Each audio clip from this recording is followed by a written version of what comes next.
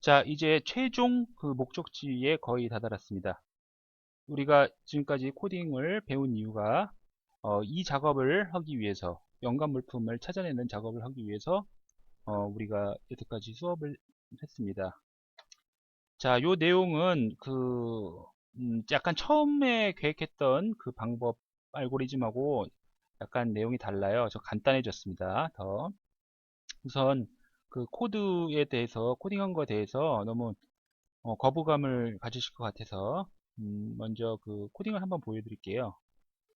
요거예요, 요거. 간단하죠, 요거. 요 정도. 좀 줄였습니다, 많이. 그, 요 내용만 이해하면 되기 때문에 뭐 이렇게 어려움을 가질 필요는 없습니다. 자, 그러면 어떻게 하는 거냐면, 처음에는 이게 필요했었는데, 지금은 요 부분을 사용하지 않습니다. 요 부분은 사용하지 않습니다. 자, 요 의미는 뭐냐면, 처음에 여기까지는 그 학생 여러분들이, 그 영수증을 보고 기입을 해야 되는 부분이에요. 그래서 여기 보면은 영수증 40장을 의미합니다. 여기까지 20장이죠.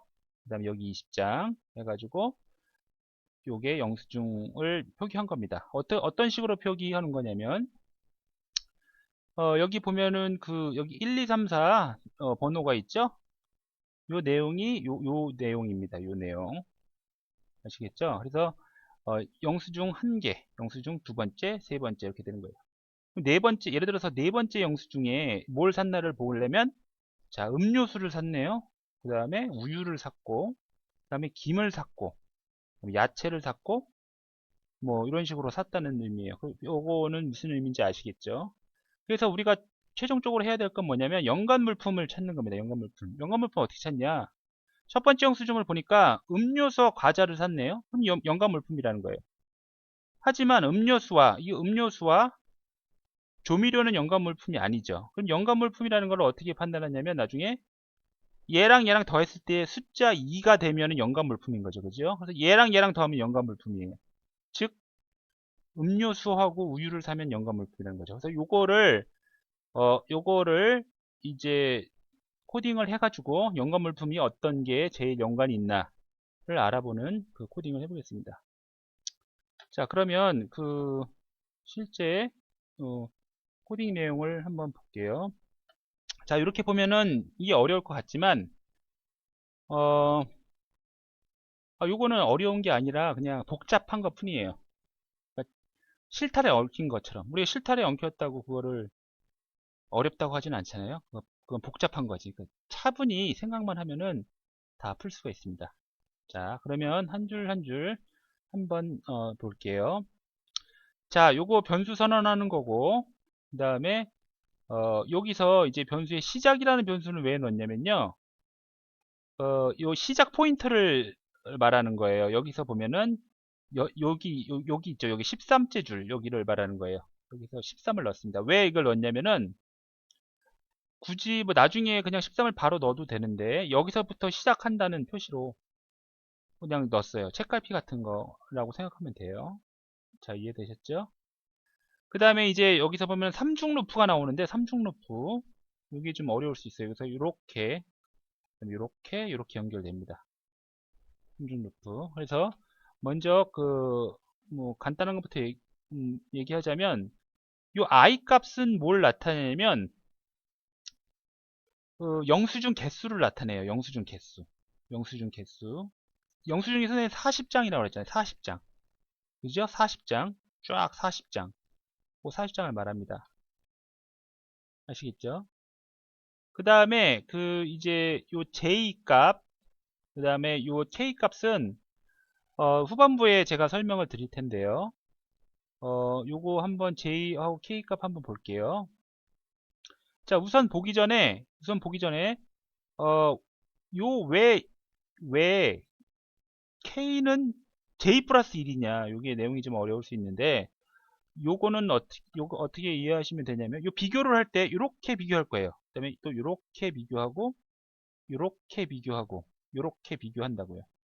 그래서 얘와 다음 거, 얘와 다음 거, 하기 위해서 하는데, 이게 요렇게, 요렇게 이렇게 늘어난다고 이렇게 계속.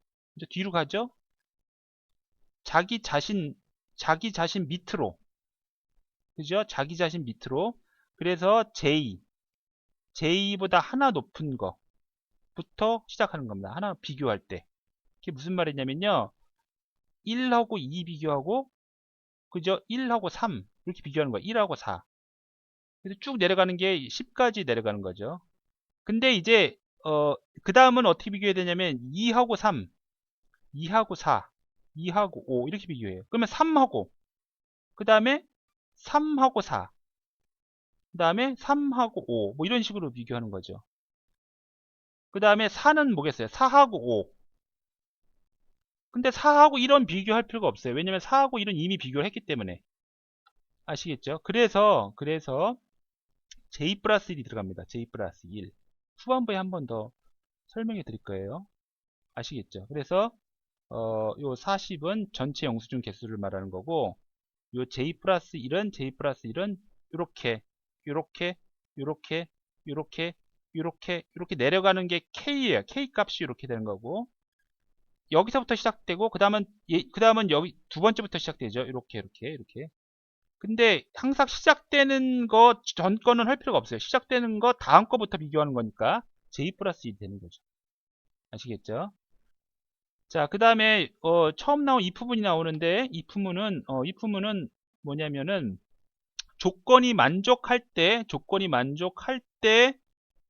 요거 내용을 실행하는 건데 if문은 형태가 여러 형태가 있어요. 근데 여기서는 가장 간단한 형태예요. 원래는 if는 정상적인 형태는 두 갈래로 갈라지는 참 거짓 이렇게 갈라지는 형태인데 보통 이렇게 갈라지거든요. 이렇게 갈라지는 형태인데 지금 여기서 나오는 형태는 어떻게 되냐면 이렇게 판단을 해서 이렇게 요렇게 요렇게 실행이 됩니다. 지금 이 형태예요.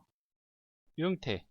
해당이 되면 yes, 해당이 되면 요걸 실행하고 아니면 그냥 쑥 빠지는 거예요. 그러니까 예를 들어서 교문 앞에서 등교할 때 여학생들이면 휴지를 주고 아니면 휴지를 안 주는 거예요. 그럴 때 이렇게 쓰는 거죠. 그지? 여학생이냐? 그러면은 휴지를 주고 그런 형태예요. 남학생이면 뭐 안 받고 그냥 이런 형식이죠. 그래서 지금 이 형태 지금 여기서 말하는 거는 무슨 의미냐면 어떤 값을 비교하는데 현재 값하고 다음 값 그죠? 이 값하고 이 값 현재 값하고 다음 값이 합했을 때 2냐 그 말은 연관물품이라는 말이에요. 연관물품 아시겠죠? 연관물품일 때 요걸 해라 누적해라 그 말이에요. 아시겠죠?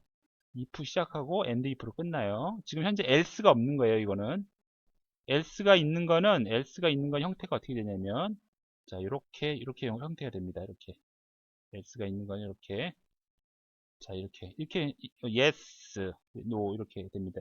이때 이런 형태가 아니에요. 자 여기까지 1부를 마치고요. 2부는 다음 시간에 하겠습니다. 자 이상입니다.